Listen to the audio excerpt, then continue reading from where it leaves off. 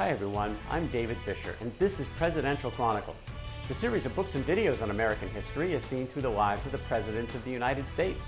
This episode is from the life of Ulysses Grant, and the focus is cabinet corruption.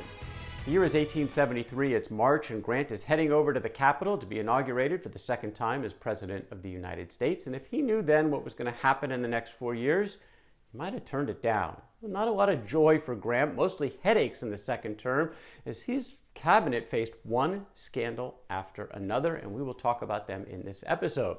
When he got to his inaugural address, he started out again with the economy like he did in his first inaugural, focusing on a hard currency footing for the country going forward, mainly based on specie and gold. That would be a major push for his administration in this second term. He also talked about another issue that was percolating amongst the electorate, and that was civil service reform, which Grant said that my efforts for such reformation shall be continued to the best of my judgment. The spirit of the rules will be adopted and maintained. The fact is, Grant did very little in civil service reform. It would continue to grow as a problem for presidents in the latter part of the 19th century until eventually some legislation would come along, very controversial though, over the next 15-20 years. The rights of the freedmen was the other major topic for Grant in his inaugural, something that he had focused on intensely in the first term. What about the second? Well, he claimed that the effects of the late civil strife have been to free the slave and make him a citizen. Yet he is not possessed of the civil rights which citizenship should carry with it. This is wrong and should be corrected. To this correction, I stand committed so far as executive influence can avail. And that last part was key because the executive was losing that influence. The courts went in a different direction. The legislature, with more Southern Democrats coming into the fold, that started to go in a different direction. And even the electorate and the citizenry in the North was less enthusiastic about fighting for civil rights for the freedmen in the South. That apathy was kicking in. And the fact is, Grant was much less successful in pushing his version of Reconstruction forward here in the second term. In the personal world, there were also losses for Grant in the beginning of the second term. His own father, Jesse, passed at the age of 79. Just 6 months later, it was Julia's father, Fred Dent, passed at the age of 86. Now, these two could not have been more different. Personally, politically, on the topic of slavery, certainly there was a great divide between Jesse and Fred. Nevertheless, both had very strong influences on their children, and both would be dearly missed. Grant's military family also suffered a loss. General George Meade died in 1873, and his new vice president, Henry Wilson, suffered a stroke in the first year of that second term. He would linger for a couple of years before passing, but performed very little duties as vice president. Now, Grant rarely accepted invitations to go speak. He did not like public speaking, but he did make an exception. Abraham Lincoln's tomb was being dedicated in Springfield, Illinois, and Grant led the entourage to Springfield to honor the late president and even passed along a few remarks. According to Grant, to know him personally was to love and respect him for his great qualities of heart and head and for his patience and patriotism. I never heard him utter a complaint nor cast a censure for bad conduct or bad faith. It was his nature to find excuses for his adversaries. In his death, the nation lost its greatest hero. In his death, the South lost its most just friend. That last line, what would Reconstruction have looked like if Abraham Lincoln had lived? Of course, that's something that we'll never know the answer to. It was not all about death in the early days of Grant's second term. There was a little sense of celebration in 1874 with a couple of weddings to his children. His daughter Nellie married Algernon Sartoris, an Englishman. They had met on a ship coming back from England. A grand affair in the East Room of the White House, but also had a little sadness here as well because the couple decided to move back to England, so Grant would no longer get a chance to see Nellie very often. His oldest son, Fred Grant, also got married the same year. Fred had recently graduated from West Point, following in his father's footsteps. He married Ida Honore, again later in that same year. Focal point for Grant, certainly early in his second term, was the economy, and that's because another panic kicked in 1873, kicked off by the failure of J. Cooke's investment house. This was in September.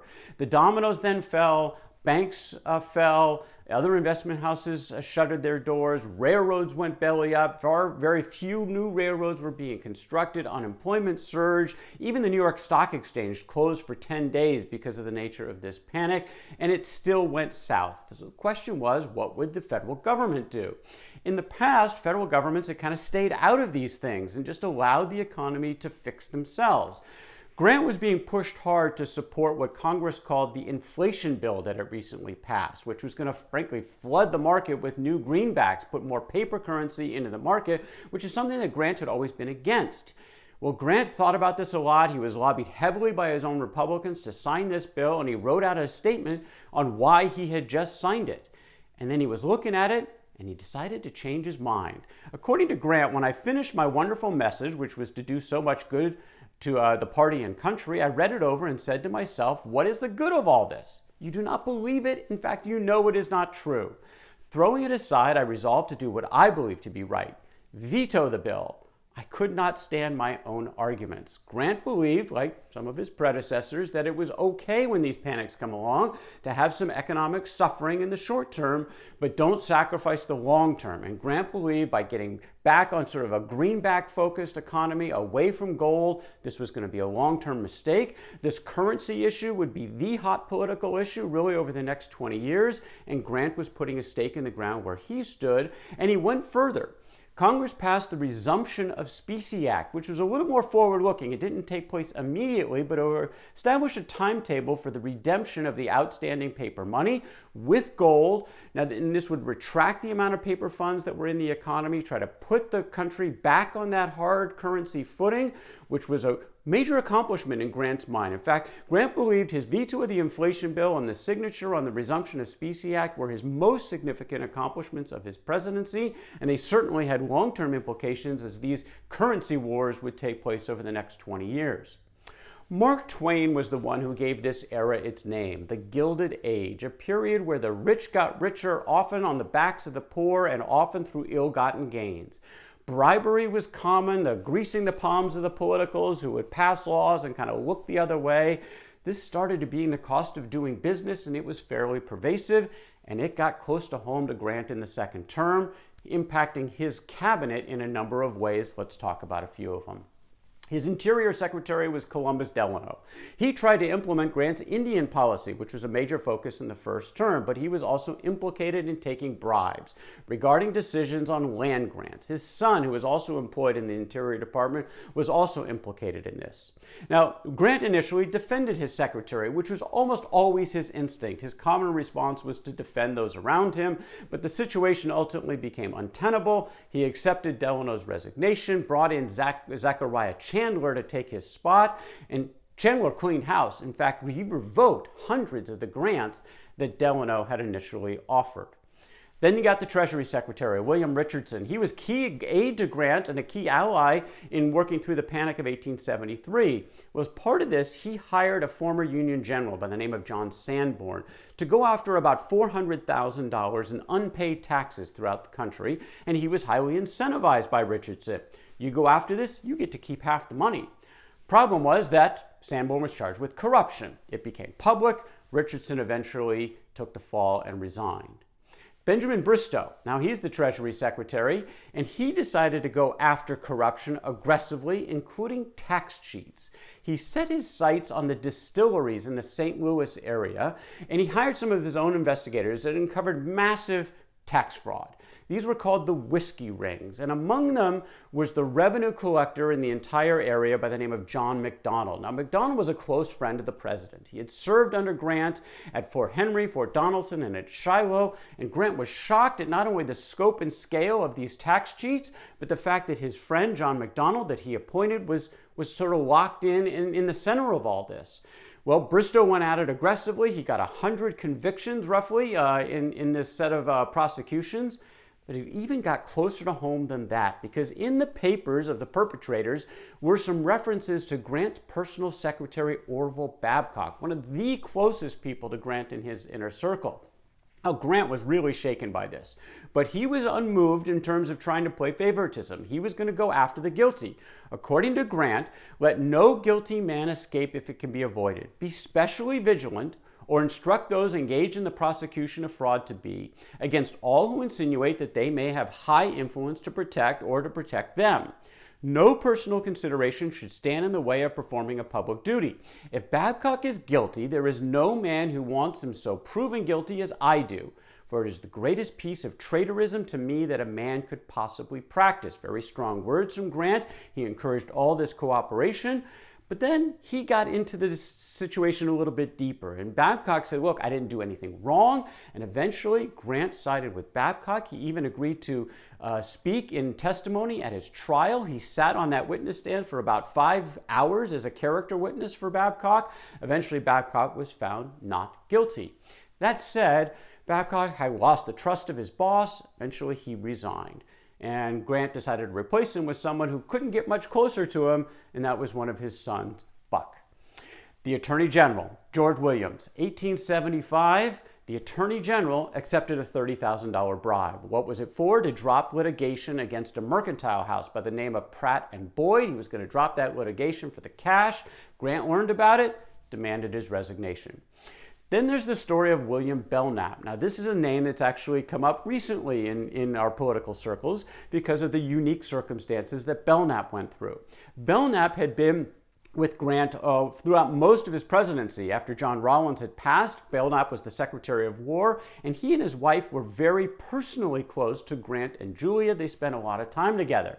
Well, in February of 1876, it is Belknap racing to the airport, to the White House rather, to ask the president to accept his resignation at once.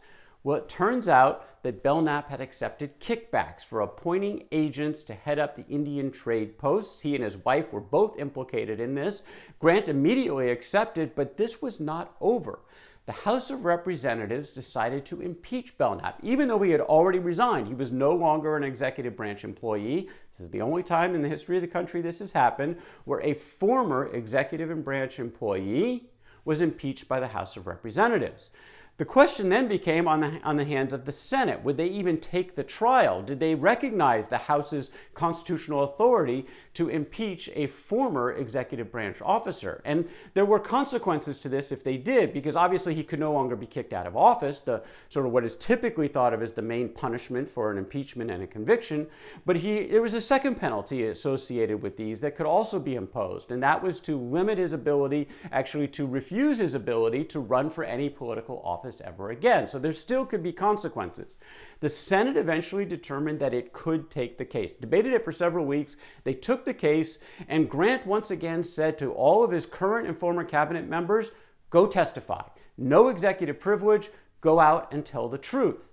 Belknap was tried. There were dozens of witnesses, and eventually a majority of the Senate voted to convict, but not the supermajority needed. He was found not guilty, just barely. 26 cabinet secretaries cycled through Grant's 7 cabinet offices in the course of his 8 years, more than anyone else. Many of them turned over because of these corruptions and scandals. So where does that place Ulysses Grant? Was he ever charged with a personal act of malfeasance? No. No one ever saw either both intent or action of something that would be considered scandalous or corrupt on the part of Ulysses Grant himself.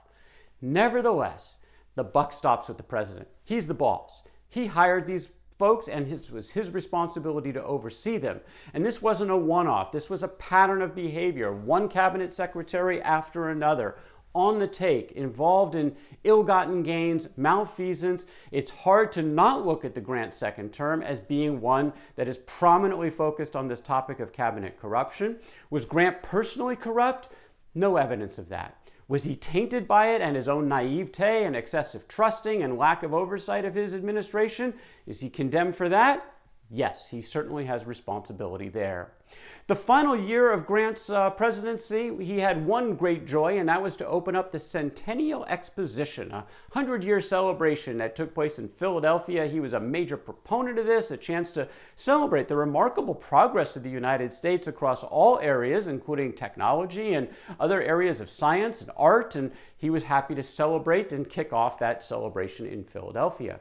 He was also happy to dedicate a statue in Washington, D.C., a 12-foot tall statue statue of Frederick Douglass. He and Douglass were very close, and even though Grant's efforts at Reconstruction really started to wane in the second term, Douglass was a strong supporter. According to Douglass, he was the first of our generals to see that slavery must perish, that the Union might live, and to protect colored soldiers from insult by military order. The black soldier was welcome in his tent and the freedman in his house. Grant did fall short in his civil rights activities in the second term, and his successors would fall much, much shorter. But Grant did try, and in the first term certainly had some success, and Douglass certainly recognized some of that. Last question at hand, who was going to succeed Ulysses Grant? As much as Julia wanted him to try for a third term, Grant said, "I'm done, this is over." The Republicans nominated Rutherford Hayes, a former Union soldier, to go up against Sam Tilden. This was a controversial election, the most controversial in American history to date. It's something that we'll cover in much more detail in an episode on the life of Rutherford Hayes in the future. Needless to say, it came down to election night and nobody had won. Tilden was 1 vote short in the Electoral College. Hayes was 20 votes short across 4 states that had contested electors. There were charges of intimidation, fraud, violence in these 4 states, 3 in the South and 1 elector out west. A bunch of lawyers and politicians got to these states, and eventually the states sent 2 slates of electors to the federal government, which were opened up, and now we had a constitutional crisis. Whose electors worked? Who stood as authoritative? Well, there was no constitutional provision to deal with this kind of circumstance. Some looked to Grant to get involved, but the president had no say in any of this. So what did Congress do? Well, it came up with its own solution. It passed a law. It established a commission, the Electoral Commission. 15 people, 5 members of the House, 5 from the Senate, 5 from the Supreme Court. Half were Republican or had been appointed by Republicans, half were Democrat or had been appointed by Democrats, except the last one. And he was going to be the key to the whole thing, Supreme Court Justice David Davis. He was thought to be the most impartial, non-political person in this entire mix. If it came down to a 7-7 tie on any of these votes, he would break the tie for the greater good.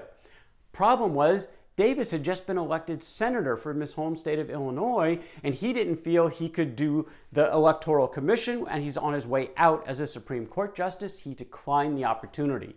They went with Justice Joseph Bradley instead. Bradley had been appointed by Grant. He was perhaps more impartial than others, but he was not nearly as impartial as Davis was expected to be. And in the end, every single vote went 8-7 in favor of the Republican Rutherford Hayes. He got all 20 of those electoral votes, and just a couple of days before he was sworn into office, Rutherford Hayes learned that he would be the 19th President of the United States. His predecessor, Ulysses Grant, on the way out. The question was, would Grant ever be back in public service? Well, that's a question we'll talk about in a future episode. That is Ulysses Grant and Cabinet Corruption from the life of Ulysses Grant. For more presidential chronicles, check out my books on Amazon.com. Don't forget to subscribe to my YouTube channel. Until next time, I'm David Fisher, and this is Presidential Chronicles.